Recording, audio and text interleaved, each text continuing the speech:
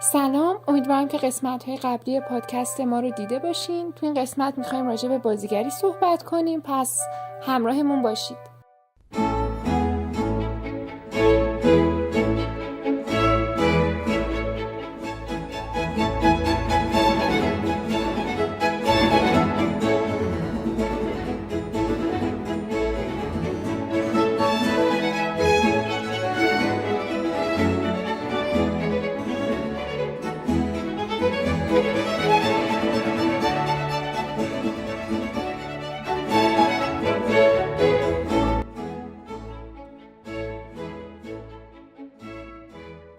بازی یه بازیگر شاید خیلی وقتا به چشممون نیاد، ولی یه اجرای خوب، چه نقش اول باشه و چه نقش فرعی، همیشه به ارتباط بین سریال و بیننده کمک زیادی میکنه و حتی تفاوت بین یک اثر خوب و یک اثر معمولی رو رقم میزنه.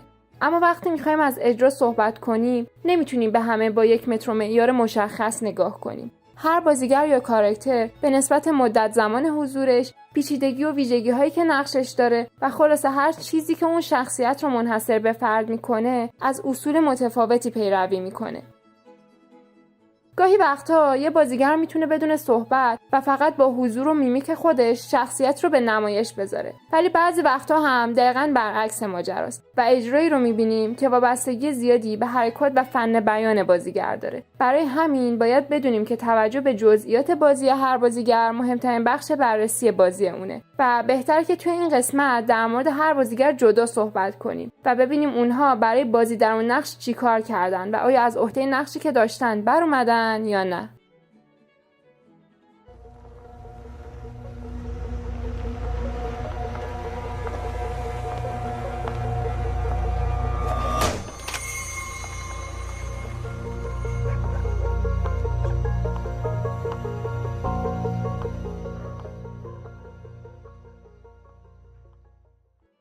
اینجو شخصیتیه که اون رو توی سریال بیشتر از همه می‌بینیم و به خاطر همین هم یکی از پرجزئیات‌ترین کاراکترهای سریاله. شخصیتی که خیلی زود به اتفاقای اطرافش واکنش نشون میده. توی دنیای خودش زندگی میکنه اما برونگراست و همیشه هم خودش رو بروز میده. به تناسب این خصوصیات، بازی کیم گون رو میتونیم با تحرک و احساسات زیاد، نگاه‌های خیرش و فن بیان خاصی که به شخصیت بخشیده به خاطر بیاریم. گون در ظاهر نقش مشابه نقشه قبلی خودش داره، اما در ریزه‌کاری و جزئیات مثل همیشه تفاوت‌ها رو رقم زده و کیفیت بالای بازیگریش رو نشون داده.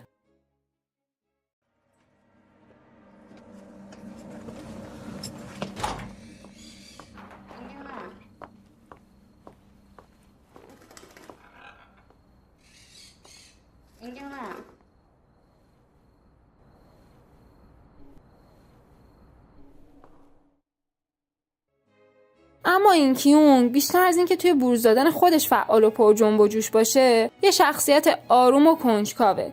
این کیونگ مثل خواهرش اینجو سعی در حل پرونده ها داره، اما به روش خودش این کارو میکنه و یه مسیر کاملا متفاوت رو طی میکنه. نام جی هیون برای اجرای این نقش بیشتر از طریق میمیک صورت و تغییرات جزئی که توی روحیات و احساساتش به چشم میخوره، پورتری این شخصیت درونگرا رو کامل تصویر کرده. برای همین هم برخلاف اینجو که فهمیدن احساساتش خیلی راحته، به زمان بیشتری برای فهمیدن احساسات این کیونگ نیاز داریم.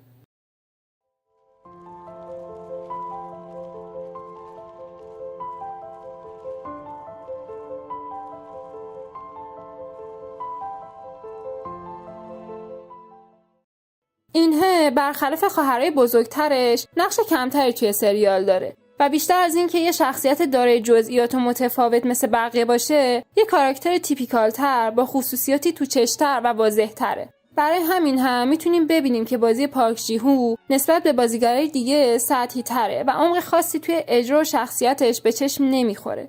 با این شیوه بازی که ارتباط باهاش در زمان کم راحت تره، میتونیم خیلی زود اینها رو بشناسیم. البته که برای این سریال ایراد محسوب نمیشه و ما توی هر سریالی میتونیم این تیپ شخصیت ها رو ببینیم که تایم حضور کمتر و جزئیات ساده تری دارن. تیپ ها رو معمولاً میتونیم اطراف خودمون هم ببینیم، مثل تیپ بچهای درسخون کنکوری که یه سری ویژگی‌های مشابه هم دارن و برای ما شناساییشون خیلی راحت تره.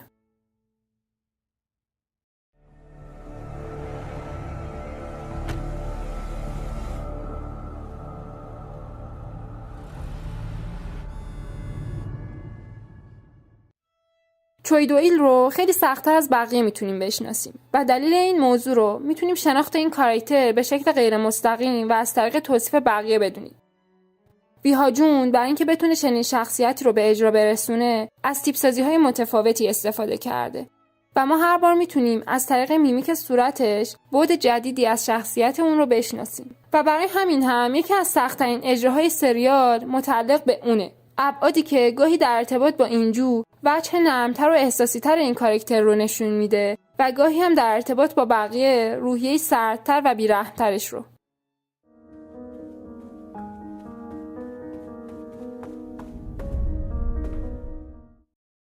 رابطه بین این دوتا زوج که تا آخر مرموز و مبهمه باعث شده تا از طریق بازی اونها هم چندان به احساساتشون پی نبریم. در واقع اومکی جون و اوم جیوون اجرای نقش‌هایی رو به عهده دارن که هر لحظه در حال پنهانکاری‌ان و فهمیدن هدف واقعیشون خیلی دشواره.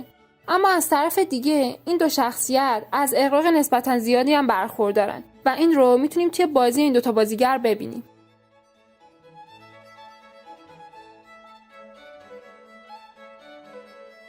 این قسمت پادکست همینجا به پایان میرسه. امیدوارم که لذت برده باشین و لطفاً منتظر قسمت‌های بعدی پادکستمون باشید. خدا نگهدار.